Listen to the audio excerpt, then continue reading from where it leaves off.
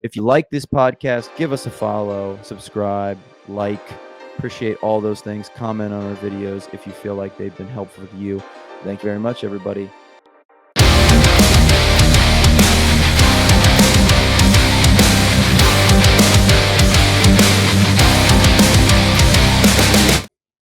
Dr. Nick, how are you today? Man, I'm doing well, man. It's good. It's a good day here. It's happy to be with you. That's for sure. I'm Man, you're super. killing it. You're killing it. You're one of the Thank. gods out there, man.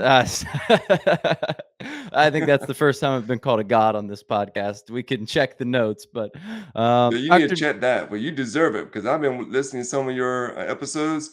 Woo, you're bringing in hot. You got a thank lot of great guests on here. thank you, man. We've talked to some fun people. You are going to fit right in there, and fun people. Your topic's not really something that I've covered. We've talked to Mm, some people who've had some like divorce type things, hmm some men's wellness type things, but I've never really gotten to like the couples side, couples therapy and sexual therapy. So why don't you just tell us in your own words kind of what it is you do? All right. I am a therapist licensed in the state of South Carolina. Mental health licensed professional counselor is what we call them here in our state. But I've been a traditional counselor now for 24, 20, almost 25 years. And for the last 8 years, I specialized in sex therapy. I'm certified as a sex therapist through ASET. That's the American Association of Sex Educators, Counselors, and Therapists. I'm also a hypnotist. And so I work with Mm, hypnotherapy in the course of my work, helping individuals, couples kind of achieve their best when it comes to pleasure in the bedroom. And so, where we're talking about the solo or the couple or the pod, whatever happens to be the relationship structure, what I'm after is helping people achieve their best. mm. So that's an interesting ride. You start just what were you doing? Just like general therapy in the beginning, and then you progressively went more and more towards couples? Oh yeah, there's a story there for sure. So you really hang on now, hang on now. Here it goes. I'm from South Carolina, right? And so Yeah, I'm in South Carolina. I'm in the Bible Belt of United States of America. And you're speaking to actually a former Baptist minister. Ah, For a long time, what I was doing is I was serving the people, serving the church, and things of that nature. And I would be helping people just kind of coming in from the community as a counselor, helping people to kind of work through different things. But no one, no one was talking about what takes place in the bedroom. Oh, yeah. mm, Now, sex is a part of our life. I mean, it's essential. It's not just recreational, it's not optional. It is a part of who we are. But no one wants to talk about this openly. And so I'm like, I'm that guy. I'm that guy who says, we got to talk about this stuff. We have to get there. So mm. returned to school, started pursuing certifications, making this kind of my life thing. And after a while, there was like, come on, hospitality, just open it up. Let people come in, just be who they are. I'm going to open up my doors. I'm going to open up my heart. I'm going to understand what's going on. And I'm going to begin to help people begin to embrace their deeper self, that part of themselves where they know what they're looking for. They just don't know how to put the words around it. So Mm. that's what we do. All right, Nick, you gotta take me back to the start then, because you went from pastor to sex therapist in the span of 2 minutes there. So, take me a couple Yeah. steps back, man, like, what was growing up like? Did you think you wanted to be a pastor? Were there other career paths on your agenda? And then take me through how that decision actually comes about that I don't know if you left the hmm church or if you're still doing things with the church, but clearly hmm your career has changed. You're still helping people, but in a very different way. Very different way. I actually did grow up. I think you asked me some great questions. I actually did grow up very spiritual minded. I'm the boy that is running through the woods and enjoying that, but also being in tune that there's something else out there. There's a other, there's a spiritual. There's something else there. Whether I'm looking into the sky or the moss on the ground or watching, the animals of the land that I lived on, I just knew there was more than just what we saw. There had to Mm, be another.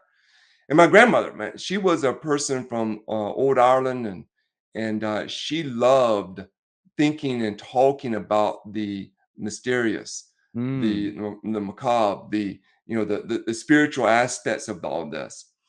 But just like a lot of teenagers in the South, you start going to church. Or well, I started going to church with my cousin, and that became a big part of my life. It gave me something to kind of channel my spiritual interest into. And Mm. so it just became natural, one step after another, that spiritual part of me. But as I began to work within the church, going to the seminary, doing the whole seminary thing, getting ordained by the church, serving in different churches, highly successful at it. I loved it. Served in large churches and several across the country, in South Carolina, Washington State, started churches in Texas, Fort Worth area, just doing all that kind of stuff. But in my heart, I knew that Shakespeare was correct. There's more than just what our philosophies can contain. Mm. And we started hitting some limits when it comes to how the church demonstrates love and talks about intimacy and sex and things of that nature. So I did have something of a crisis here because I think there was something inside that I could not deny.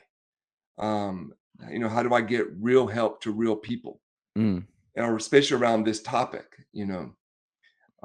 Because here's what we know to be true. Alex, every single one of us has a public life that everyone sees, a private life that perhaps they will share with few people, and a secret life perhaps they share with no one. A lot of my work is dealing within that secret life work. Mm. So like I said at the beginning, sex is not just recreation; it's part of who we are, and we connect there. It's a spiritual act. It is so much more than just behavior. And there's no better way to actually feel like you're the most significant person in the world than to be with your lover. And there's no way in the world you can feel the worst than when sex goes wrong. Mm. Yeah. And so sex drives everything. Everything you even talk about when it comes to business, when it comes to advertising, sex is at the core of it. It's all we actually think about and do in one form or another. Yeah, it's funny. I just heard someone say that if you A/B test a website, like, into perpetuity, you always end up with a pornography website. It's like you just Yep. okay, the person, with a little smaller top actually performed better than the person with the more full shirt, and it's just like sooner than later, you become a pornography website. To Doctor Nick, that's fascinating, though. You said that you felt like the church was missing something, or at least the spiritual Yeah. situation you were in. Do Mhm. you, looking back, still feel that way? Have you been able to find kinda something that can fill that on your own? What's your relationship like with religion now? I know religion and spirituality are they're intertwined. For you growing up in South Carolina, there was probably only one religion and Mhm. spirituality Right. track, but now Right, that right. you're older, Mhm. you kinda understand maybe there's a little bit of a, difference between those 2 things. Yeah, I think that's the beginning of actually kinda where I'm at, it's kinda like, I know what I believe, and a lot of those same beliefs that I have held within the church, I still hold.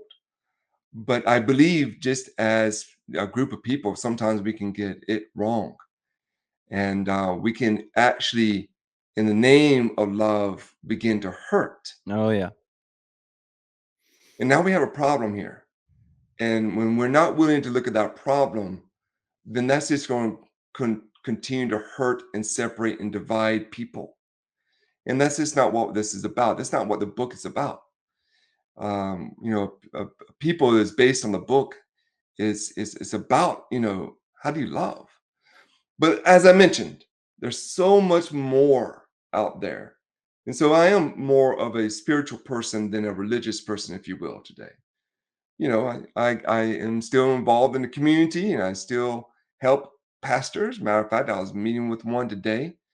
But what the people around me know that whoever they are, they're going to be able to come into my place, whether I'm meeting with them online or in my office, and they get to be their true self. There is no judgment here. There is no shame. There is no embarrassment, especially as we get into those secret things I was referring to. It's not present. And so, anyway, uh, there's a lot about our spiritual lives that I believe it is more expressive now in my life than it has ever been before. Mm. Well, I always felt like religion was sort of, closed off, right? Like, you have a specific way that you're allowed to do it. You have your rules, whether it's Mhm. Christianity or Hinduism or Buddhism. Like, "Hey, these are the rules, and they're very clear, and the book or books, their sole goal is to make those rules as clear as possible." And it's like, "Well, Mm. what about this thing?" Well, it's like, "Well, that's outside of the rules." Like, Yeah. like, and then a lot of the arguments within churches are just arguing over the interpretation of those rules. It's like the legal Correct. system in some way, shape, or form. Like my parents, they go to a Methodist church, and there was this big split in the Methodist Mhm. recently where I don't know the exact details, but one group of people Mhm. wanted to have, I think, gay marriages in the church. It was either gay marriages or gay pastors Right. marriage people. I don't really know. And one didn't. And it was like a huge blow up in the church. And I was like, oh, look, like people are always arguing about the interpretation of the rules, like even, 2, 3,000 years later after this book was written. So it's sad. I get it that it's Yeah, like sad and painful for a lot of people, but to it me, is. I am not like religious myself. Mhm. Kind of just like an example of like, yes, people are always going to like disagree about the way that life should be lived in some way, shape, or form. Um, Yeah. I say that to say, Nick, take us to the next step. Take us to that point where you go, all right, I'm going to change careers because not a small career change. That's a pretty big career change. You're still helping, but Yep. back to school, becoming a different whole person to help coach people. Well, it was, even when I was serving within the church as a formal minister, where I used the word reverend every single day, I was still doing counseling, Yeah, helping people with depression, helping people with bipolar disorder. Always been licensed, since day one, coming out of graduate school, oh, always licensed, working within the church. interesting. Um, Is that and normal so, for a no, it's not pastor? normal. I was gonna Mm-mm. say, normally it's just off-label counseling, right? Right, right, Just right. like, Yeah, I'm gonna help you because, like, I'm a authority figure who's supposed to have wisdom. yeah. No, that was something that I reattribute to my family, who really did instill within me. If you're going to do something, you need to do it right. You need to consider that. You need to go the extra mile. And so, Mhm.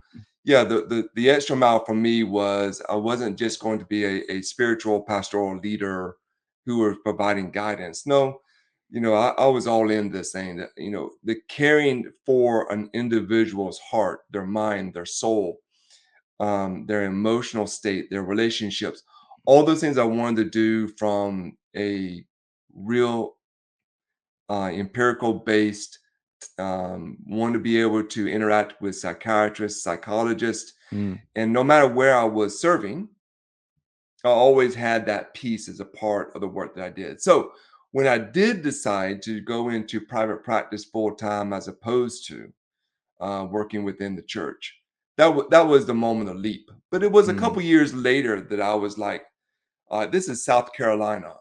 I'm in my home state again. And there's no one talking about sex and intimacy and sexuality very well. Again, from this point of, you know, empirical research and, what does it actually say and how do we actually help people as opposed to, you just shouldn't do that, just mm, Bob Newhart, that thing of saying, just stop it. yeah, You can't, there's nothing there. And then when it comes to trauma, oh my goodness. I mean, we're talking about, the stats are incredibly high for women who have experienced some form of sexual trauma in their lives. I mean, it can be as high as 1 in 4. mm. Women have experienced this, and so it's very difficult to not see here and say this is a problem that has to be addressed from a professional perspective. And so that's me. So, you're doing this counseling, are you ending up seeing a lot of married couples? Is that the transition into sex? And then you go, "Wait a minute, there's a missing thing here." Yeah, sometimes it is an individual who comes to me and say, "Okay, I got this issue of low or no libido, or I am ejaculating too quickly, or something like that." And sometimes it is a couple coming in and say, "We need to do something because this has never been a issue, almost give me a real thriving aspect of our life." Mm. And sometimes we have individuals come to see me and they're like, I'm interested in something else now. What do we do with our relationship? Oh. I'm interested in the same sex, or I'm interested in playing with others. And now we're trying to navigate this within the relationship. And so, again, whatever a person wants to bring to me, I operate from a perspective of, hey, I'm here to help them. And so, how is the best way for me to do that? So, the question I have written down here is what type of Sure. issues do you work with in sex therapy? So you mentioned a couple, but what Hmm. are like your kind of typical things that you see? And maybe talk to someone out there who you or someone similar might be like, "Hey, you might need some help from a person like me and not just a regular Right. therapist." Right. When somebody comes to see me, they have already been on a long train ride already. I see. They have stopped at Google. They have read this book. They have checked that podcast out. They have listened to, that video from that influencer time and time again, and nothing has helped them. And now they're finally Mm. saying, I need help." And so usually when people come to see me, they are ready because they have already tried everything else. They've Okay. talked to their doctor, they talked to Dr. Google, they tried what the influencers are saying. Now we need to get into it. So typically when people come to see me, they are ready. They are ready to address their ED, their low libido, their unable to maintain an erection long enough, or can't sustain intercourse until for as long as their partner wants them to. They're coming too Mm. quickly. So when it comes to men, I'm hitting those big three. When it comes to women, I'm hitting inorgasmia a lot. Just hasn't been able to experience an orgasm yet. They may have 3 or 4 children, but they don't have their orgasm yet. Mm. um, or they have pain during sex. And so between low libido, and I see that with both men and women. For men, I usually seen ED, or just not lasting long enough. And for women, it's usually inorgasmia or pain during sex. So that's the biggest one. Mm. I'm also known in my region for being the guy who helps with betrayal recovery. And so Interesting. there's somebody who stepped out, and there's been a discovery of that, and now they're trying to decide what to do next. And so, I definitely wanna visit that topic. That's fascinating. But are you more often visiting with people individually, or are you visiting with couples, like, at the same time? yeah, usually they will come in as an individual first, but all sexual healing is collaborative healing. Okay, So at some point, I'm going to involve both of them. And gotcha. so, but we usually talk about in terms of phase one, phase two. So let's say I'm working with a guy who is struggling with premature ejaculation. They're coming too quickly. We're going to have phase one work, and that's the work that he and I are going to do. I'm going to give him a good set of just good information, making sure we can.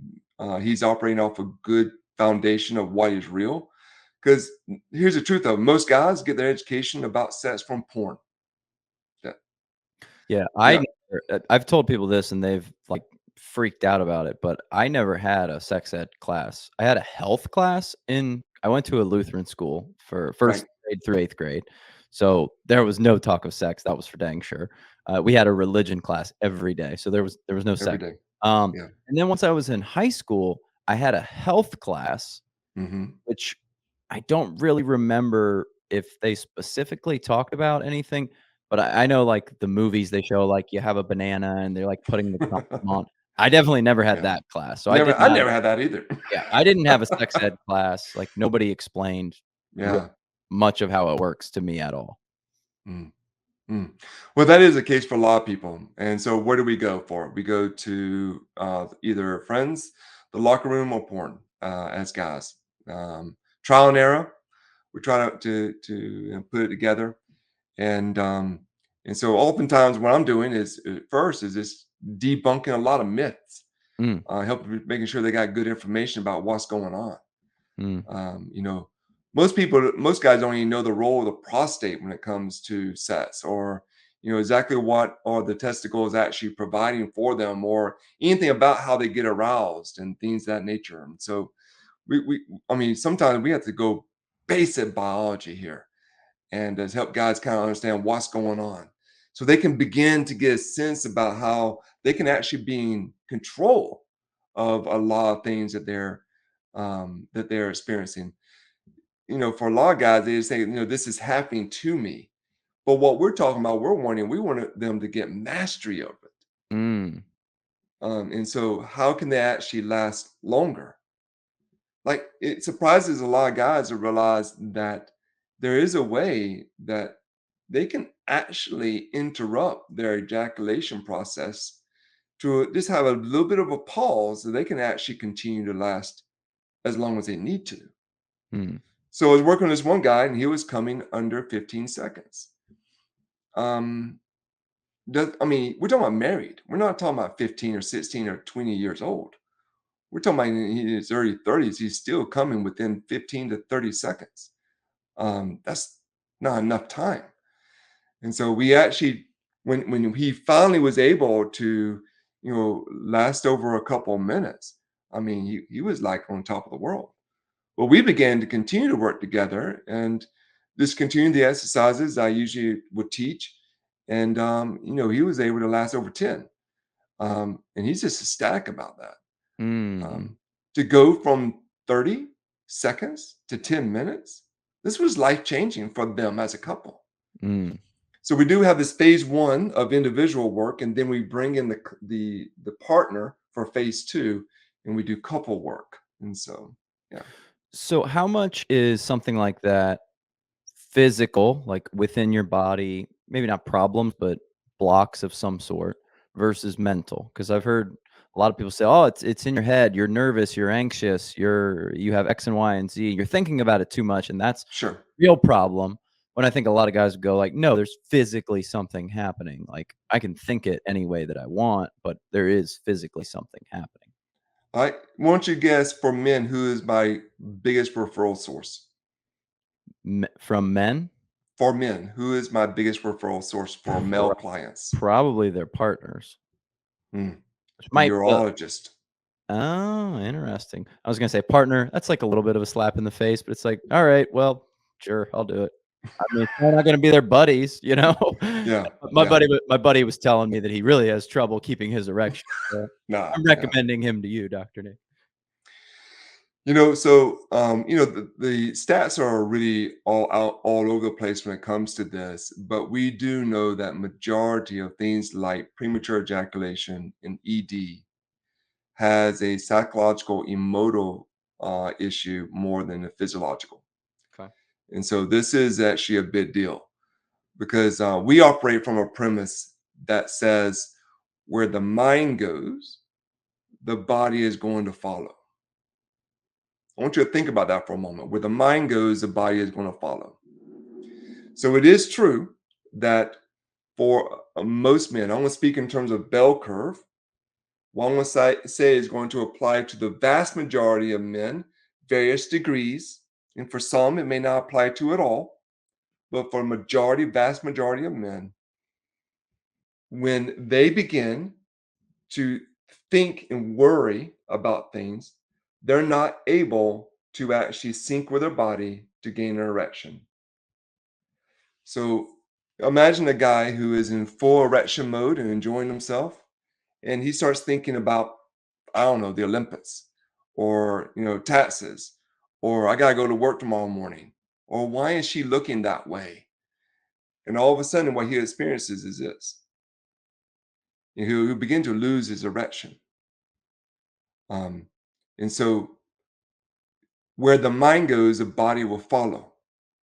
When you stop thinking about it, and this is true for guys, it's not so true for women. We can talk about that another time. But for guys, when they start thinking about other things, they can begin to lose their erection. Mm, And once any anxiety about, am I going to get an erection? Am I going to be able to keep an erection? Gone. It mm, becomes a self-fulfilling prophecy.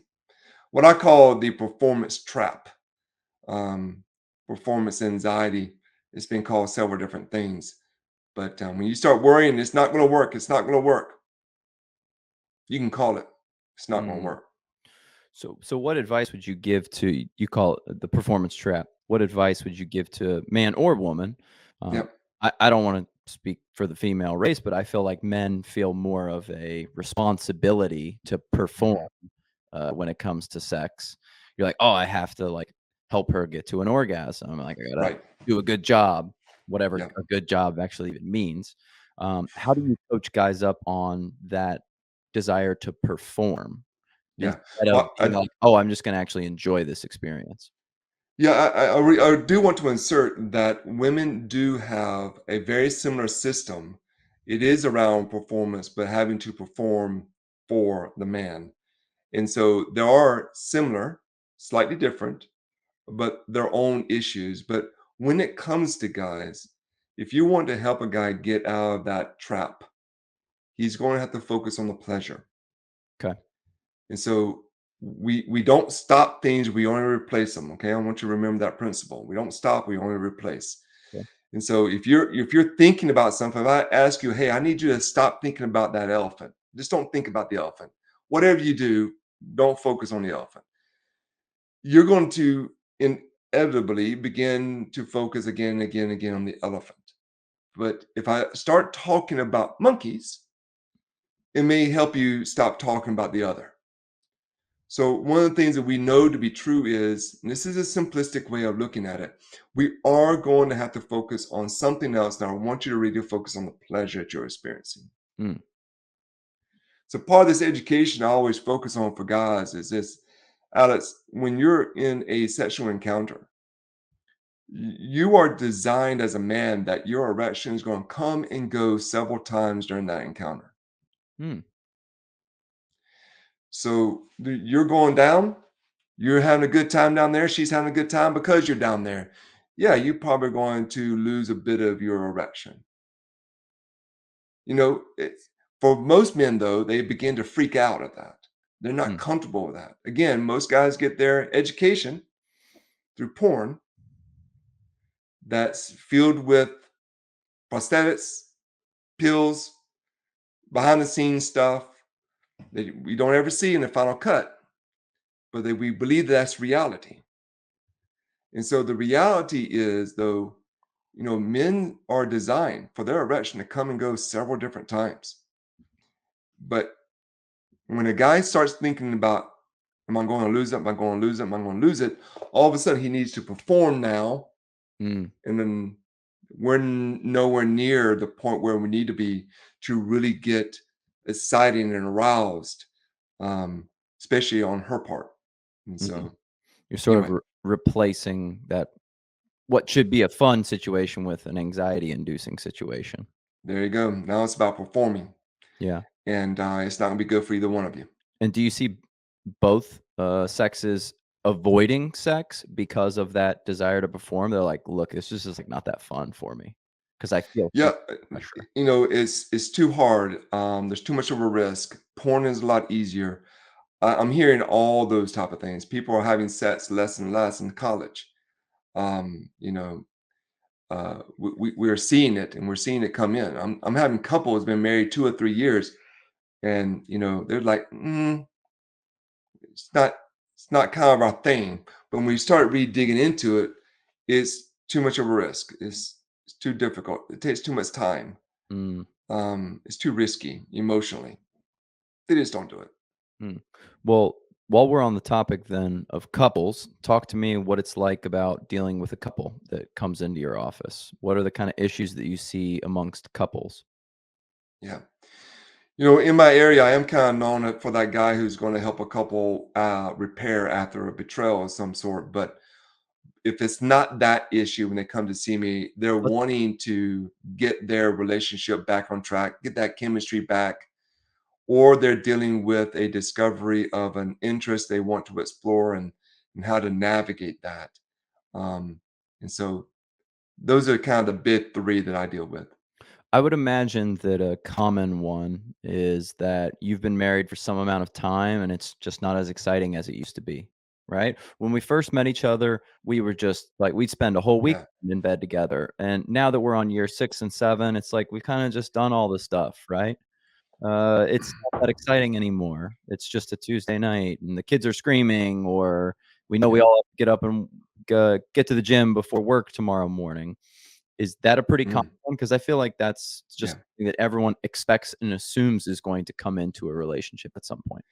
Yeah, I think that is one of the most common ways that we see it presented, especially in my office, is going to be about that. It's going to be a situation where we know we want more, we want depth, we want closeness, we want that connectivity. It's not always just about the spicy sets, but they want to be able to feel love and connected to one another, and they have foregone and not have put in the time in protecting that connecting point for them. Again, intimacy sets itself bonds couples together. And I was just doing a talk not too long ago, in a couple weeks ago now in Las Vegas. Did a talk on the reality that pleasure actually can be healing for the individual and for the couple. And so this could be a healing agent. So most people believe that you have to get your relationship right and then you're going to be able to experience good sex. And I'm saying actually sex can be a healing agent for your relationship. You will grow closer together emotionally. You will get to know each other. And it can be fun in the midst of all kinds of other strife that's going on in relationship pressure that you feel. I mean, I personally believe that sex, well, it's not personally in terms of it's only my belief. Research shows that sex not only bonds us together, but it relieves stress. Mhm, And we should be enjoying that more. But there's reasons why we don't. Um, I mean, I think part of that is because of, it's supposed to look like someone else's version of sex, whether that's porn or Hollywood or the smut books, erotica, whatever it happens to be. People are living just like everywhere else in other dimensions of life through a lens about what they believe other people are living. mhm, And they are seeing their feeling worse for themselves. Does that make mhm. sense at all? Yeah, certainly. So for those married couples who are having whatever struggles it may be, whether that be losing the flame a little bit, or you talked about people who are trying to explore a new thing, that sounds quite difficult to manage. What are the things that you try to like do with couples like that to at least begin to educate them? Yeah. Well, first, I take it all very seriously in terms of, I want to honor the fact that this is something that they're experiencing and they feel they want to do. But we're also going to talk a lot at the beginning about the difference between fantasy and reality. This may be a very steamy fantasy between the two of you to be sharing, but reality is a lot different. And so, not for me to see yuck on a yum that they have, but my job is to kind of push on the buttons a little bit and say, okay, what is it about this? And oftentimes, you know, one may be more enthusiastic than the other. Is the reason why I give space for that hard conversation. Mm, because I'm a scuba diver. I love diving, always have. When you go out on a dive yacht, sometimes you're out there by yourself. You're gonna be paired with a person that you may know or may not know, and because there's always gonna be a dive buddy system when you're diving. And you sit here and say, okay, we're going to go 90 meters. We're going to go around this wreck a little bit. You feel good with that? And they said, yep, they feel good with that. But this is somebody you're going to have to look after, and they're going to be looking after you. You're about to go into those type of depths. This is not just a recreational swim. This is going to require a lot. And the big question is, are you really ready for that type of depth? Mm. And so I always am wanting to make sure that we're both on board on this. And how do we actually slow this process down? Um, Again, when people come to see me, they've already been on this train ride, right? They've already gone to Google, they've already read this particular book, they may have attended this class, but they're coming to me for a reason, or they would have just jumped into it themselves. Mm. So I'm actually asking these questions, going a little bit slower to help a person be able to, really discuss whether they're ready for that depth. Because if they're not ready, it's going to be a problem for them both. And I have seen too many people come to see me after they have already done the dive and they realize that they're both are not ready for that. Something's happened. It kind of Something's happened. reminds me of these studies that they do about people's enjoyments of, like, night out. So, Mm, they take these surveys, like, every whatever, 20 minutes or something. It's like maybe a little mobile survey, like, how you feeling? How excited? How much fun are you having? And people report that the most fun that they have on any given night out is when they're, like, getting ready for the yeah, night out. yeah, It's the yeah, anticipation that is yeah, always such an hmm, exciting part. You're getting ready, maybe your yeah. friends are over, like, "This is gonna be great, like, we're gonna go and we're gonna do X and Y, and we're gonna meet girls, it's gonna be so much fun." And then progressively, once you get to the club, you're like, "It's loud, my ears hurt, like, these drinks aren't I gotta wait in freaking line again." It's like, I only got 1 beer, I drank it by the time I was, like, out of the line, like, and your enjoyment of the actual experience is significantly lower than your anticipated enjoyment. And I Dude, I need your permission to be able to use that because certainly, you're certainly. dead on. Because that's the experience, right? And I could so, probably find the yeah. studies and ping them over to you. Oh, It's please do. If you yeah. got that, I want that. That'll be amazing. Put it in show notes, man.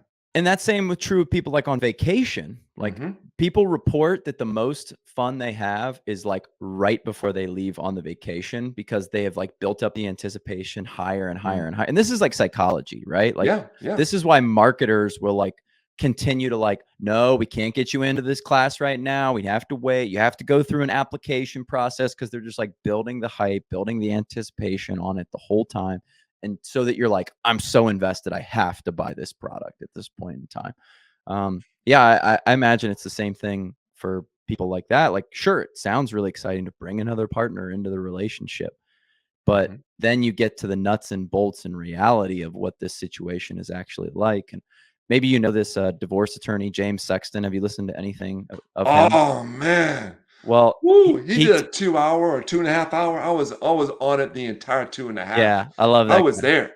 That I, guy's I I wish want that dinner with him. I wish that guy could narrate my life, but he tells this hilarious story about the nanny, and he's like, everyone has this nanny fantasy, and he's like, I had a client, and it was a husband and a wife, and they had this young female nanny, and the husband like convinced the wife, like, hey, we would be fun if we brought the nanny into our sexual relationship, and eventually they do bring the nanny into the sexual relationship, and then like 2 or 3 months later the wife and the nanny run off together. She divorces the husband and now they are living together like happily ever after. And he like has to go pick the kids up from the wife and the nanny. It's like that's not what I drew up in the initial going of this idea. But to your point, that's sort of the reality of the situation. It's very unpredictable, like dealing with other people, I would imagine.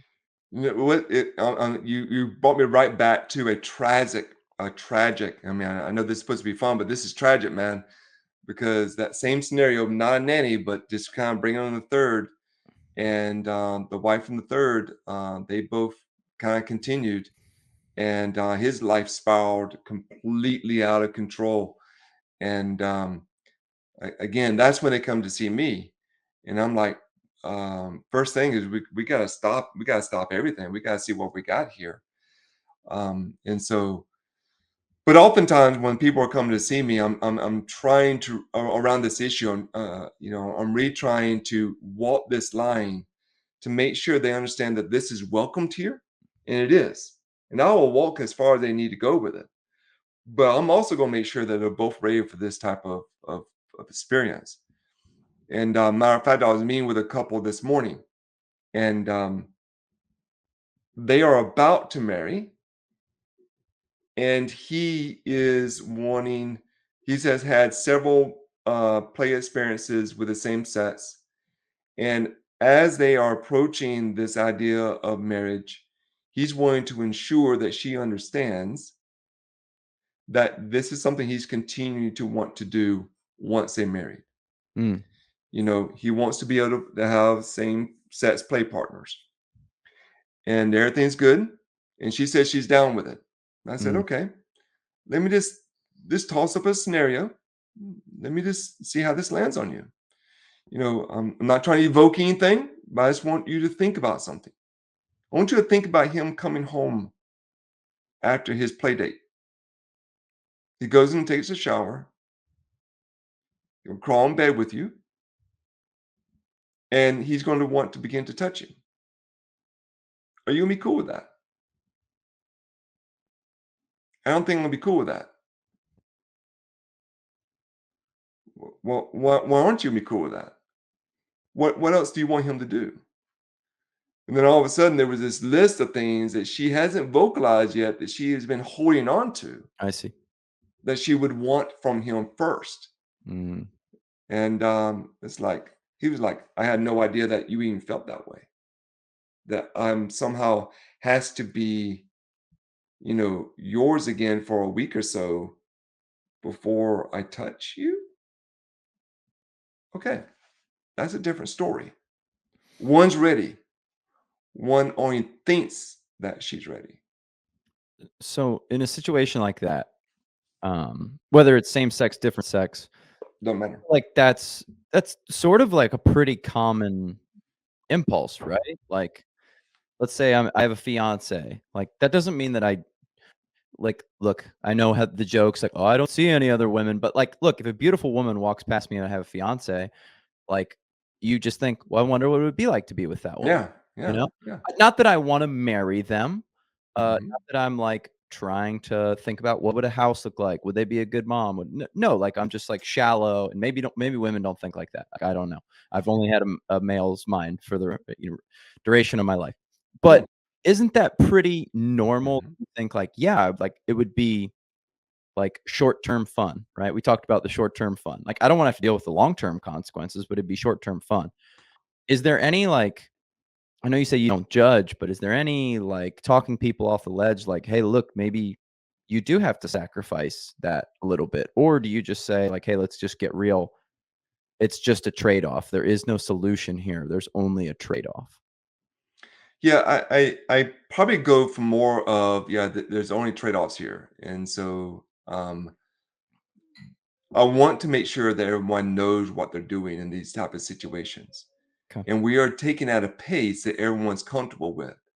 They don't have to be with me. They don't have to be in my office. They most certainly don't have to listen to anything I say. There's nothing authoritative about this. This is a guide through an exploration of issues and topics that they may not have encountered yet. And that's why they're coming in. And that's how I continually present it. And so this is not something that someone has to do at all. But I do take the opportunities to kind of lay out what it could be like. And I want them to be able to have a free space, a safe space, then to be able to talk about it. Because again, if everything was hunky dory, I probably would never would have met them. Do you see polyamory on the rise right now? I see the attempt of it on the rise. I don't see the success of it on the rise. And that's just my go. That's just my opinion. I guess I the see the follow-up question naturally would be then kind of Not your professional opinion of, like, can it work, can it not work, but just, like, what have you seen? Like, is it successful, or are you sort of the Hail Mary by the time that they get to, "Let's add a 3rd person into the relationship," has it become a situation where the relationship isn't working? Yeah, I think I've seen people attempt to, bring in, polyamory it connotes not we're more than play partners. We may have a primary relationship where we're going to have something of a stable relationship with identified individuals. Okay. And again, I see the attempt of that to be robust, and I think a lot of couples are attempting it. I just don't see the success of it. Of course, I work in an arena where people are coming because they have a difficulty. So, so my opinion and my perspective is skewed. But I see a lot of people enthusiastic about attempting it. And I see it temporarily taking place with a lot of couples. I just don't see it successful. Why do you not see it working out? What are the common This things? is this is my complete opinion. It requires a level of emotional, maturity and detachment that not everyone is willing to do. And that's a difficult combination to achieve. Emotional mature and somewhat able and willing to detach from your primary partner. That's a difficult combination. That's a rarity. I may be able to have people who are able to detach, quite easily. That's what play partners do all the time. They can go and enjoy each other and they have no attachment. We're done. But to be able to do that when you're emotionally mature and detached from your primary partner, I'm just saying that's a that's a that's a unicorn for sure. Mhm. That's a goat. Well, I know that there's varying ideas out there about, like, are Homo sapiens by nature a one partner species, or are they not? Well, there's a lot of Yeah. cultures that are polyamorous, and then throughout history, polyamory has Hmm. been really popular. But then on the other side, like, there's extreme amounts of jealousy just built into the human DNA. Like, if Yeah. you girlfriend, boyfriend, heck, friend, colleague, employee, and someone tries to take them away from you, you just get like super jealous. Hmm. That's just built into our DNA. Yeah. So it is sort of a weird position that we find ourselves in, that everyone has that jealousy inborn, and it clearly did serve a benefit throughout human history, or else we wouldn't have had it. So I don't kind of know where to go with it. Yeah, and I don't. I think we have a lot of common reading material because I do read these anthropological works like Set Dawn and Ethical Slut and the Evolution of Desire. All these things, and every single one of them point to that. But in we would love to be able to separate from our culture. We just can't. Yeah. I mean, we're trying to do this within a culture that is predominantly monogamy. We are raised that way, and I think there are some people who are able to break free from it. And I have friends that are poly, and they are successful at it. I'm just saying that it's a rarity. Yeah. It's almost just simpler to just do it in a certain way, right? Just do it Yeah, just one yeah. partner, like, sure, we'll get the marriage, we'll get the house, we'll get the kids, like, it's a very simple. Not to say it's easy by any means, Hmm. maybe easier than the other alternatives that are out there. Like, again, there's no, solution, it's just a trade-off. Like, my trade-off is I get one partner and I only get one partner, but, like, what I get is, like, stability and comfort and, like, reciprocal love. What do I not get? I don't get the excitement from a new partner, maybe even new partners every year, and novel experiences, and being able to come back to that partner and say, like, wow, I really do love this person. Like, that other person, Hmm. like, I like some things, but I didn't like them as much. But then to your point, sometimes you run into someone you're like, I like this person more. Like, maybe I should run off with them. Uh, Yeah, yeah. No, I'm afraid that's what I've seen. So, Talk to me yeah. about cheating and betrayal. Mm. Whew. I ran across it's a stat one time, and I wish I can cite it. Maybe I shouldn't use it because I can't cite it. But it was as high as 75% of affairs never get discovered. Hmm. Well, that's usually the goal of an affair is not for it to get discovered. Yeah. But when it does, Bad, um, bad. yeah, it completely destroys. And so a lot of my work oftentimes is, helping a person kind of walk through what does this mean? How does this, affect their relationship with their partner, their family?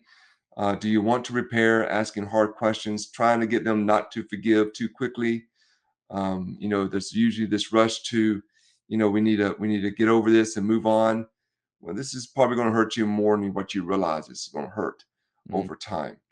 And so we need to be able to work on it and really dive into why. What were you after? What were you attempting? What does this mean? And usually that requires, if the relationship is going to be repaired, that the relationship looks totally different than when it was before. mm, Um, you know, one person just didn't wake up one day and say, you know what? I think I'll blow up my life. I'm gonna roll the dice on this. Doesn't happen that way. Something was stirring within this person, mhm, this man, this wife, whatever it was. And oftentimes, once we even get past all the damage and the repair and all this kind of stuff, then we got to start really dealing with what was this really about? Because for men and for women, it's not just about sex. I know, I guess our culture says, hey, women do it for emotional things and men do it for sex and something physical. No. The Essential Importance of Penis is a book that came out last year. And it talked about the fact that men regulate their emotions through physical touch. You know, and so oftentimes sex for guys, it's about emotional connection, not just trying to get off. And so when they are, chasing tail out there on the street, trying to, get something to happen, whether on a vacation or they're on a business trip, they're after something emotional as well. mm. They're primarily going to use sex for that. Yeah, that's true. But they didn't just wake up one day and say, I'm just going to roll the dice in my life. That's not what's going on here. Something else. And we have to get to that reason. Well, right, because you could masturbate hypothetically if it served the same exact purpose, like Correct. just like getting that energy out of the body, then you could just Right. masturbate. Well, what's the point of the second person? Well, why do I need that? Correct. Correct. The essential importance of the penis states that a man is going to regulate his emotions through touch. And this is a vital aspect of his life. And that's why oftentimes it is around sexual things that a man's going to express himself. He's tired, it's going to be through touch. He's irritated, he's going to express it through touch. Um, he's having, just kind of a sad day. He wants connection. Um, that's not some type of abnormality. That's how a little boy is raised. You know, I imagine a little boy sitting in the bathtub. He's 4 years old and he's taking a bath, and he's just sitting there playing with himself. Later that night, thunderstorms coming by, and he's kind of scared in bed. Doesn't want to go to mom and dad's bed, and he's sitting there playing with himself. A little bit older, and he began to rediscover himself more, and he starts to, learn that there's a lot of fun and excitement and pleasure and comforting and touching themselves. And it's already been documented. Men will go throughout their entire lives, focus on soothing themselves through how they play with themselves. And so in the relationship, oftentimes, rightly or wrongly, sometimes done well, sometimes done poorly, they're going to express their emotions through sex. Mm. They've been doing it since they were 3 years old. Well, also, we live in a culture, I mean, many cultures, I'm sure, are similar, where men's emotions are not really encouraged. You're encouraged to, like, kinda be stoic, like, bottle your emotions Mhm. at some capacity, like, it's good to show emotion, like, on the sports field, but, like, not whatever. If your girlfriend breaks up with you, it's like, "Whatever, find another one." Yeah, that's a problem because we learn very destructive ways to express our emotions. We don't Mm, know what to do with them. Yeah, mm. yeah. Do you see men cheating more often, women cheating more often, or is it all across the board? I don't buy the hype that men do it more or that women do it more. Um, in my experience, it never surprises me. Um, I'm dealing with a case right now where he was discovered cheating, but you know, it was because he discovered that his wife was cheating and he never confronted her about it. Ah, the old retribution. Yeah, yeah. Um, who cheated first? I don't know if it really matters. Um, but it's a real thing. It's real possible. I mean, it's a real part of our society, and we have to learn how to do it differently. We just do. Mm, And so I think that's what some of these anthropologists are trying to express and to get out there and realize, that there's something more out there.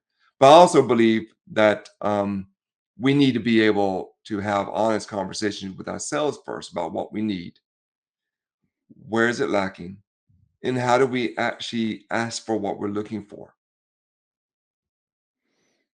mm. But yeah, Based on all these relationships that you've seen, are you a believer in marriage? I am. I think it is the best way for you to have the best sex of your entire life. Okay. I do. When it's done well. Yeah. And is When that you're with a partner. because the partners know each other well There enough? you go. So you talk about our similar reading list. I read Esther Perel's book, Mating in Captivity. Mm, Yeah. I knew I liked you, man. I Yeah. knew I liked you. That's a fascinating book. And that, like, kind of, Yep. in some way, sort of blew my mind because she talks about a little bit of the opposite of what we've said, that comfort is a good thing for the relationship. Like, you gotta have this tight-knit bond, but she sort of flips it on its head, like, She "Hey, does. the reason that you have, like, really exciting sex with a stranger is because you don't have a connection to them, and it's Right. new and interesting, and then after you've had 3 kids and you've been through all these experiences together, like, it can't be new and exciting, or it's harder to Right. be new and exciting." So No, no. Once you get familiar and exciting and erotic, right. they don't coexist in the same room. And she even talked about, like, danger, not like you're legitimately in danger, but, like, unknown, essentially, like, I don't really know this person this well, and, like, I don't know what's gonna happen next, and that's always the exciting part. Like, if you're on a date, you're like, Hmm. "Oh, anything could happen. We could make out, we could Hmm. whatever, or it could just go bad," right? But sort of that ability to have the unknown there is part of what makes, novel experiences exciting, but it's more difficult to do in a committed relationship. So she was saying, all the sex therapist always kept saying, like, comfort, comfort, comfort. Your relationship is, like, not comfortable enough. But she's like, well, maybe, like, that's not the only problem that's there. Maybe you're too comfortable with each other. Right. Too comfortable, too connected, too controlling, too unsure. And so there's a principle that came out of her book called The Shadow of the Third. It's something I will talk about sometimes. The shadow of the third is the existence of, there may be someone snooping around your person. What are you going to do about it? Essentially, the You act possibility that another person is, like, trying to take your man from you. and that is a very good dynamic. What That will keep that you in the gym. that sounds That yeah, that sounds dangerous, though. Why would it be a good yes. dynamic? Yeah, I think it's a good thing because it keeps you on if you internalize that right, it keeps you territorial. It keeps you on your edge. It keeps you thinking about things that are important, like paying her attention. It actually keeps you on your toes in terms of investing as a man in your own life. Mm, Not only you're fit, but are you capable? All the things we talk about, all the it's not there is no silver bullet here, but the reality of it is you have got to keep yourself sharp. And in the shadow of a third, there's no better way to do it than that. And so mm, I believe in allowing there to be space for mystery, discomfort, danger. One of the best things that could happen for a relationship is a threat of another person snooping around. mm, But at that level, um, what you do with that and how do you talk about that and things like that. If no one is snooping and you're completely complacent and you're comfortable, you're probably not very erotic with each other. mm. This is sort of the guy or gal who gets married and sort of lets things slip a little bit, right? "Well, I'm married now, so, like, I don't need to attract a girl." It's like, "No, you need to continue to attract the Right, girl." right, That's the worst one to have unattracted to you. Like, you wanna right. make sure that one is continuing to be attracted to you. And sure, you can Hmm. say, "Well, they married me." They're like, "Haha, they're stuck with me," but no, That's they're that's not. horrible, man. That's bad. Yeah. I have a Yeah. friend, he's like, "Yeah, I'm married now, like, I don't have Mm-mm. to train that hard," and it just doesn't make sense to me. Like, I like to exercise, I like to move, uh, so I would never, regardless of my relationship status, be like, "Yeah, I don't have to train any longer." Yeah. I do it for myself, Hmm. but him, that was clearly his stance, like, it's not as big of a deal, but that shadow of the third you talk about means, hey, like, there's another fit guy who might be like, "Hey, your wife's pretty cute. Oh, you Yeah. guys don't have any kids yet? Oh, okay." Like, Yeah. maybe I can swoop in. Who knows? Yeah. And I think that there is something very exciting and erotic about that translates into the bedroom, and we need that to be there. Now, I'm Mm, not talking about you have to confront her and trying to figure out, who's snooping around, all that kind of stuff. I'm just talking about, man, the mindset here. This is about what you need to do for yourself and how to actually keep yourself sharp. And and so and you hope that there's people still being interested in you. You know, that just feels good, man. That mhm. just feels good when somebody comes up to you and flirts with you. And so when that happens to her, it's going to feel good to her too. It's going to feel good to her. Yeah, and this is a sad reality for anybody out there listening. I'm sorry to break it to you, but attractive people just get better results in life, just like across the board. Like, I wish that it didn't work that way, but attractive people, they're treated better. Like, there's studies that like they'll get better buying experiences, they'll pay less for products. When they go into interviews, they're judged as being more trustworthy, being smarter, being more articulate. Like, there's a More lot influential. yeah, Yep. there's a lot of sa like, sad research about people who are, like, overweight. Like, when they come into interviews, they're judged to be meaner, more greedy, like, more, like, lazy, like, all of these things that just are, like, snap judgments that we make. Not true necessarily at all. Like, I have some overweight people in my business who are fantastic, but that's just the reality that if you are more attractive, whether you're in a relationship or not, like, you're gonna get better results in life. You're gonna get better, Yeah. you're gonna get speaking engagements. People are gonna believe the Hmm. things that you're saying across the board. So, I'm not saying become super vain and, like, go to the eyebrow person and get your eyebrows done as a man, but to focus on that thing is also something that's important throughout your life, regardless of your relationship status. 100%. 100%. Let Talk me to take a break here and Yeah, let my let's dog out. Alright, Doctor Nick. Talk to me about pornography. I saw a lot on your social Mm, media about pornography. yeah, Is yeah. that a common problem that you see men and women coming to you about? Yeah, I see it more for men. I think that's just a cultural thing that we have going on. It's there for women as well. But we were talking a few moments ago about when couples coming to me because of a betrayal, something of that nature. When we really start digging into what's going on, we realize that there's pornography is somewhere at the heart of all that. Mm, It's been there, and I think it is a silent struggle for men. Now, I need you to understand something when I talk about porn. I have, you know,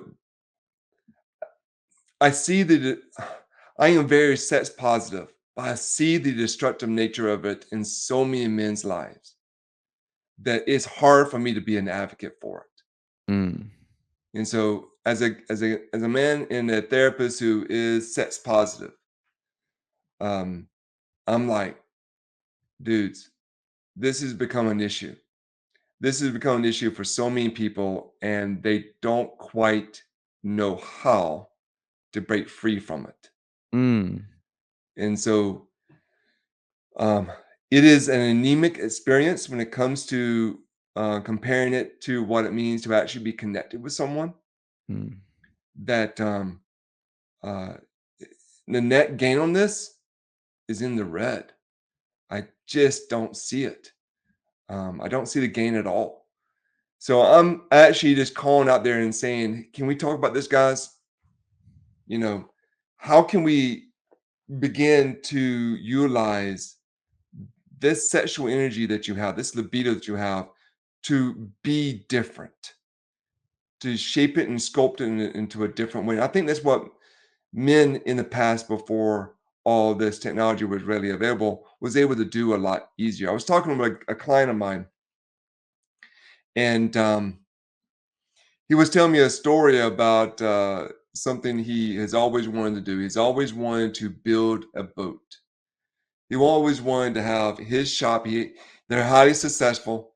He's got a shop, and he wants to be the guy who's building the boat. And I was like, I've seen guys build boats before, but why can I not? Why can I not do this? And when we really start talking about it, he's distracted.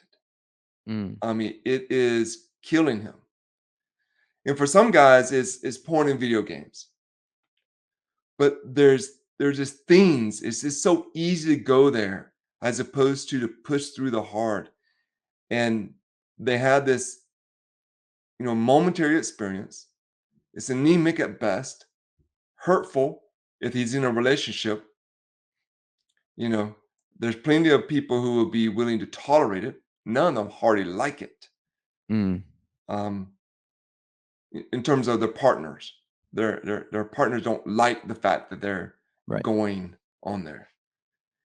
They'll tolerate it. They don't like it. So I'm saying this is in the red, dude. This is something you really need to be focusing on. What behaviors So, are you seeing manifest from people who are watching pornography, maybe a little bit, or watching pornography a lot? And also, like, where's that line? Like, if someone's out there listening, like, I don't know. I imagine most guys look at pornography yep. Come daily. on. Daily, The biggest industry in our country. I would guess daily is like a Yeah. pretty safe bet. I think daily. Yeah. Yeah. I do not. So, Hmm. uh, I'm with you. At some point, you just go, "I don't think this is, like, good for your brain." Like, this is Yeah.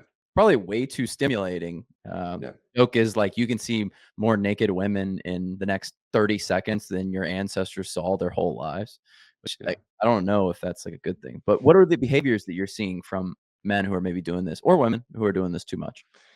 I see the emotional drain that it has on them. Hmm. And so I see that, uh, easy to procrastinate on whatever it is they really want to pursue in life. And it just seems to be easier to go into this direction to do this for a little bit.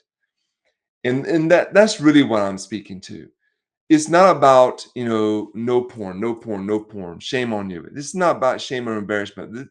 But right now, I got this big focus going on in my world about it for guys, just simply because um, when we look at a guy who's blown up his life, we talked about that in several different ways. Porn's at the heart of it. Mm, When we see guys who have not accomplished what they really want to accomplish in their life, we're gonna track that back down to either gaming or porn.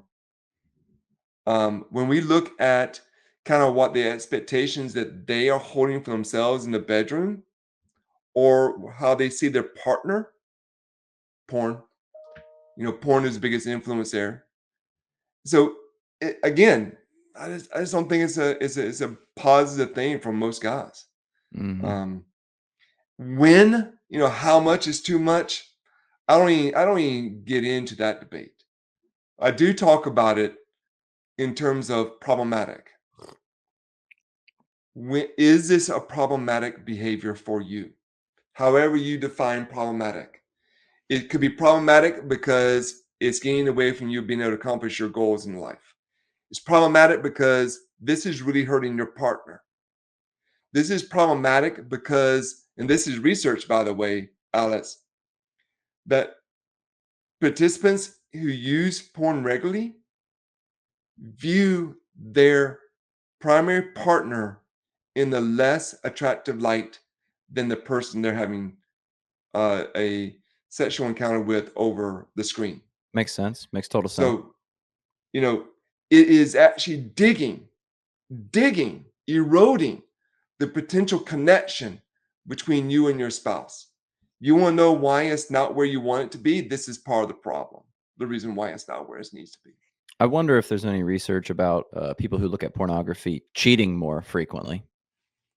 I haven't come across that, and I'll throw that out there. Please, anybody send it to me because I would love to get a hold of that research. That seems to me to just be, not to say common sense, but if you have couple A that neither of them look at pornography and couple B, one or both of them look at pornography, it's like you're sort of already giving into your desires for another partner. Now, maybe I'm wrong. Maybe it's the opposite that like that's their outlet essentially for Yeah, it. But yeah, I don't know. For me, what's concerning is just guys that I know who are single and are not actively trying in the dating market. I know there's right. some disturbing statistics out there about, like, men who are just, quote, unquote, like, "not in the dating market." Hmm. I think it's, like, something like 30 to 40% of men just report who are single guys, Hmm. just report not even attempting to date. Not even to, not going there. Yeah. So in my mind, I'm like, well, I know that they're a biological being. Like I know they have Hmm. sexual urges. So like how are they getting those out? Well, they're probably just fulfilling them on their own, I would imagine. They are. And my thoughts are that that is like a you're plugging the hole. You're not Hmm. really, sorry to use the play on words there. They're not plugging the hole. They are attempting to, but not actually like fulfilling what their their brain and their soul really want. It's just sort of like a temporary relief. It's almost like you're hungry, so you go eat like a bag of Cheetos. You're like, yeah, that like kind of worked, but I need Yeah. something. I need something uh, like who has some nourishment out there. So that would be my biggest fear. Is I feel like people who can just kind of pass that off to pornography and masturbation, they don't have the same sense of like, I gotta go hunt. Like, I gotta go Hmm. out. I gotta get out there. I gotta join a run club. I gotta Hmm. go on the dating apps. I gotta go on dates. I gotta go to bars. I gotta talk to girls in restaurants. Not saying all those things are perfect, but if you can mask that desire through porn and masturbation, you don't have the desire to go out there and do the real thing. I think that you just described the problem to the T. Um, I, I, I believe that it is a epidemic. I think there's more negative here on a man's life than there is anything positive. And so I'm not particularly against porn, but I think it's so like easier, as you just illustrated so elegantly, for a person just to go there. I see it in relationships. I Mm, don't want to be rejected again. I don't want to be hurt again. I don't want to be heard no, so I'm gonna go do this. But again, when we even look at guys who are high achieving, we see this in the business reviews. We see this in research and academia that they typically have a higher libido. Mm. So the libido is not the issue. Do you think that's, like, it has a correlation with, like, higher testosterone or not Yeah, necessarily? yeah. Higher T for sure. But there's also something about their ability to take risk and Mm, to actually pursue something in someone. makes sense. And so I know that a lot of guys, the message they've been given, whether it's through the church or through their culture or through their wife, is you got a problem because you just won't sex too much, and so they will shrink away and just go into porn and basically check out of this whole desire that we have to actually pursue something better in our own lives. Mm, And so I'm just trying to call people up and saying, dude, there you could be living so much more than what you are right now, and it's time to put this down.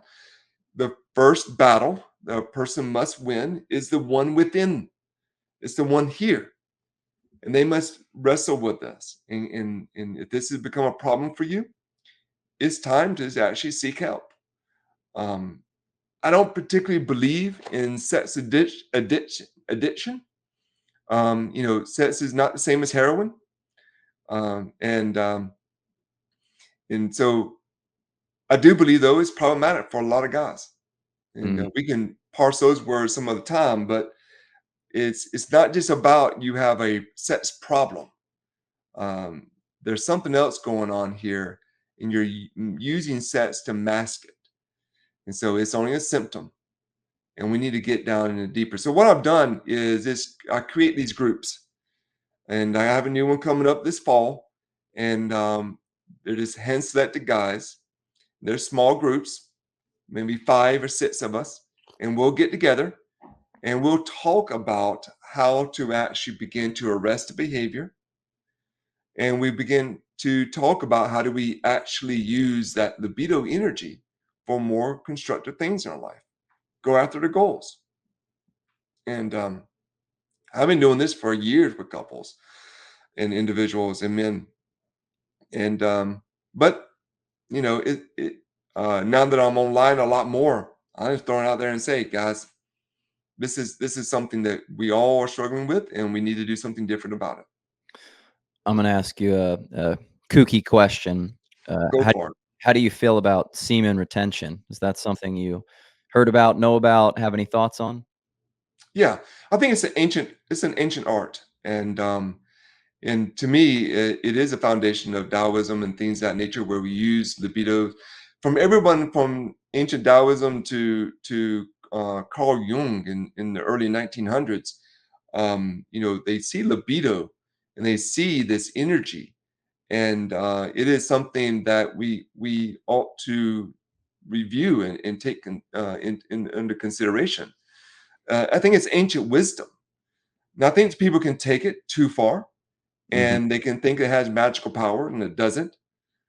But if you are continually exhausting yourself in something that is anemic physically, relationally, and spiritually, nah, retains a lot better. Um, so we just got to figure out new ways to actually express that sexual energy.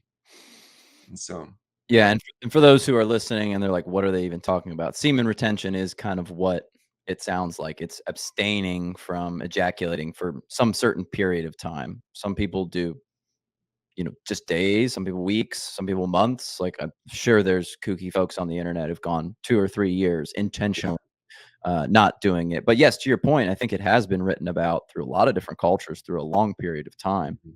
that people say, like, there's a benefit in it. And I just tell, like, my friends, like, "Just try it." Try Right. it, like, a couple of days, and it's hilarious because Dr. Nick, a lot of people will be like, "Oh, I couldn't do that. I couldn't do that for a week." And I'm like, "You sound like a drug addict," is what you sound There you like. go. "Oh, no, I couldn't quit alcohol for a week." I'm like, I think you have, like, a drinking problem, buddy." Like, Yeah, yeah, so if you literally cannot stop yourself from I imagine most guys when they masturbate, they look at pornography. I'm just guessing. I can't get into the houses of every guy, nor do I wanna see right. what they do while that's going on, but I imagine that they look at pornography and they masturbate basically daily. Like, I think that's probably, like, on average, a relatively safe bet. Fine, 0.8 times per day per male, Sure. whatever in America. Um, so if you just abstain from pornography and say like, "Hey, make it 7 days." Like, just see how you feel. And I know I feel what you described. Like, I feel like more energy, more Mhm, more passion. I'm, like, more excited to have real sex. mhm. I feel like I have just, like, pent up energy to go do something else, chase my There you goal, go. do something. There Or you go. if and when I'm single, I'm like, "I need to go on some dates." There you go.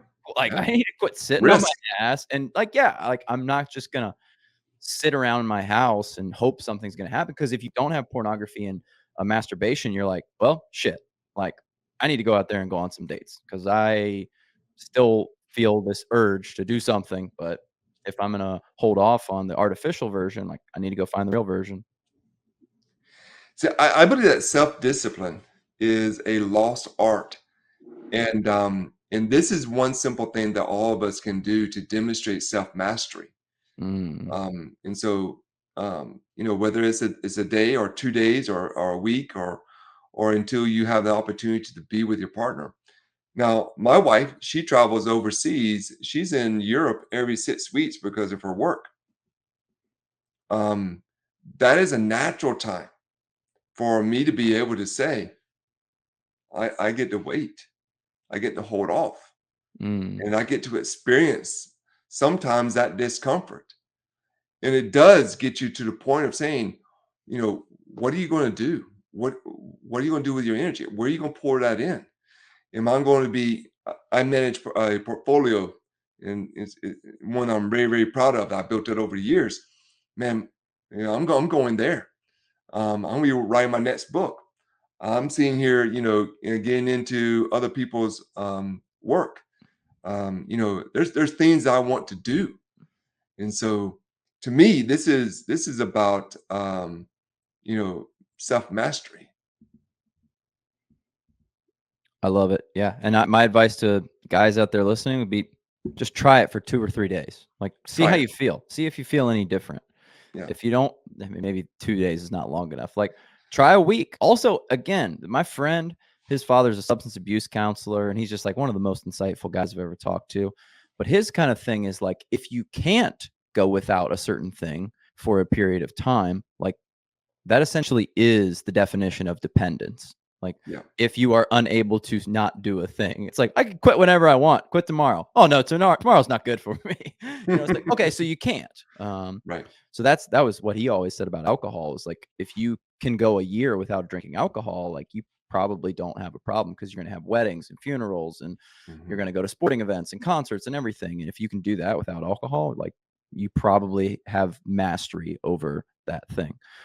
I would say it's very similar for this. Like, just see how you feel, give it a couple of days, maybe a week, and see if you feel better. Cause I bet a lot of guys would feel better. Feel like that, just like Yeah. extra oomph that they can go out and tackle problems in their life. Well, here's what's going to happen. So, our arousal process in our body is very conditionable, and this is something that I like to teach about. We have lots of systems in our bodies that's conditionable. We can condition ourselves when to go to sleep and when to get up in the morning. We can condition ourselves for muscle memory when we're playing a sport or we're doing combat arts. We can condition and learn movements. How we respond sexually is also a conditioned response, meaning that arousal. So, your entire body, when it comes to all the different pieces, when it comes to your blood flow, when it comes to your prostate, when it comes to your testicles, all these things are grouped together in a complex system of arousal. And there's even more systems involved But if you are in, conditioning it to be active every single day, where you're just producing it, getting ready for it every single day, then you're going to feel it a little bit differently. And they used to call it blue balls when you all of a sudden you stop that. So you're Mm, used to going every day, and all of a sudden you stop that. You're going to feel discomfort. yeah. Now there's no danger here. Now let me just say this again, so guys can hear this, so women can hear this as well. There's no danger here. What is going to actually happen? You're going to produce something your body is accustomed to producing because you usually have a release every single day. You're going to produce it. You're going to feel that tightness a little bit. And then you're going to have something called a retrograde ejaculation where it's going back up into your bladder and you'll simply pee it out. No big deal. You're not going to harm yourself. You're not going to bust. You're not going to hurt. You're not going to explode. Nothing's going to happen here. You're going Mhm. to experience a little bit of discomfort as your body adjusts more. I'm gonna go to another session I had today. We're talking about this very, very thing. And I was working with someone who, has stopped porn, but he was using porn nearly every day, and he's committed to being centered in his sexuality with his wife, and they're gonna have sex about once a week. That is a big difference. His body's accustomed to releasing maybe 5 times a week. He wants to be able to release 1 time a week, and he wants to be able to say that for her. Okay, let's just admit, though, that you're going to go through a period of discomfort for a little Mhm. while your body becomes conditioned to only once when you're used to 5. So our bodies will adjust, just like they will for muscle memory, for muscle growth, for sleep and everything else. Our body adjusts to. Your body will adjust, but it may be a little bit of discomfort at the beginning. But that's what self discipline and mastery is all about. So Yeah. anyway, Be like there you starting a fasting routine. "Oh, I'm gonna skip breakfast now." Oh, that first morning, you're gonna be, go. like, hurting. Day Yeah, 2, you're gonna be hurting. Day 3, you're gonna be like, "Oh, I'm so hungry." Day 5, 6, 7, you're just like, "Oh, that's how I am." Like, I don't eat breakfast. yeah. And now when I watch Okay. someone, like, walk into work with, like, a mocha frappuccino and a donut, I'm like, first and foremost, how do you want that right now? But, like, how do you want to eat anything right now? You woke up, like, Mm, mm, 45 minutes ago. Like, mm, how are you hungry? mm. It's just I've adjusted to it. Yep. You So, adjusted to it. You adjusted to it. 100%. Yeah. There's lots of things within your body that is related to your arousal that's the same way. Now, I'm not talking about orientation. I'm not talking about objects of attraction. I'm talking about how your body responds to arousal, and that is conditionable. I feel Yeah. like after I've made this switch where I will actively prolong periods, I feel like my libido is far higher. Oh, Like my yeah. my Absolutely. real Yeah. libido. Like Yeah. if I walk past a pretty girl, Hmm. I'm like my head like Yeah. I'm like stop. Like so I don't know if maybe that's a placebo effect for me. It's hard No. for me to tell, but I think it's real. No, it is. It is very well. It's documented. And so when we talk about people trying to stop the problematic porn behavior or whatever their particular sexual behavior that is problematic they have, they will begin to see their primary partner, their wife, differently. Their arousal and draw and libido increases. This is something that's been documented. And so this is not somebody opinion here. This is something that's been documented. You can reset, reboot, do what you want to call it. But you know, if you're just simply going for the anemic, porn every single day, good luck on that. You're going to continue to feel wanting. It is like eating that donut for every single meal. Come Mm. on. Come on, man. Yeah, I know that the science is sort of mixed on the boost in testosterone. Some people say that there is no Mm, boost in testosterone. There was at least a study that documented a pretty significant rise in testosterone by day 7, mm. but it doesn't seem to just, like, Related to what? Related to what? Stopping not porn not or ejaculating. not ejaculating? Okay.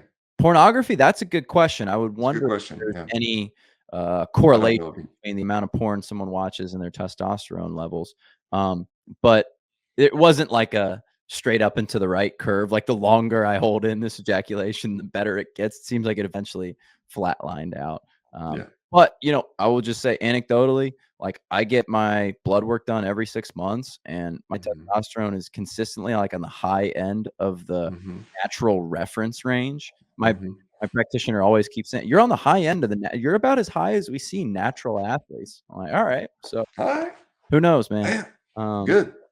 but, Doctor Nick, one last question. Looks like you got the book behind you, man.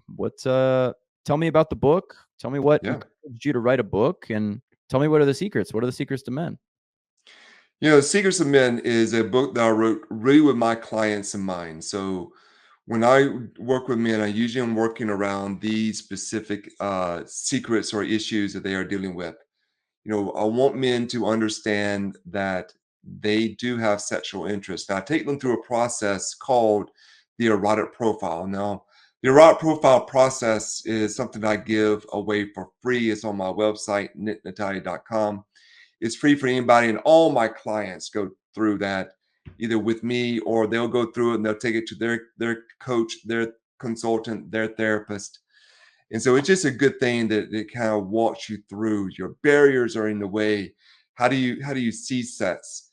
But we also talk about other secrets. We're like, what it means to actually deal with guilt and shame. What do we do with pornography? How do we actually embrace a masculine frame? The role of confidence when it comes to sex for men. Mm, Confidence is something we haven't even touched on, but it is a huge factor when it comes to your ability to not only perform, but attraction and things of that nature. mm, It is the number one consistent attribute of women who are attracted to men. It is through their confidence, not their looks, not their height, not their build, but their confidence. mm, And so when it takes a hit, it re-affects the dynamic in a relationship. So we go just go through these 7 different secrets of you need to get to know your own sexual self. You need to deal with the guilt and shame that you feel. You got to do something about porn. You got to do something about masculinity. You need to at least deal with this. Confidence is the big part. And then at the end, I really take people through this idea of it is time to invoke your inner primal self. mm, There's something about this that is still attractive to a lot of people is, who are you? Do you have the capacity, the capability of being who you need to be as a man? And throughout it, I just provide just simple, straightforward, self-hypnotic recordings that people can use, scripts that they can use. They can record themselves, whatever they prefer, but it's just about helping people connect these 7 basic beliefs, what I call secrets, that nobody talks about. Because even if you've been through sex education, sex education in this country is not about experiencing pleasure. It's about explaining reproductive systems and how mm, to stay safe and consent and things like that. But these are secrets been carrying around for this centuries. mm, We talk about a number of these different things, and when there's a number of different exercises that help men last longer and to deal with guilt and the shame that they feel. And so, yeah, I wrote it for my clients. If mm, I want every single guy to get these lessons, here's all in one place. Take it, man. And so if you don't have time to come see me, you'll get the heart of what I teach in this book for men. mm. Yeah, I've heard it said that the most attractive thing for a woman is a man who's confident in himself, knows where he's going, and has fun getting there. Oh, That's just like a oh, I'm gonna use that too. yeah.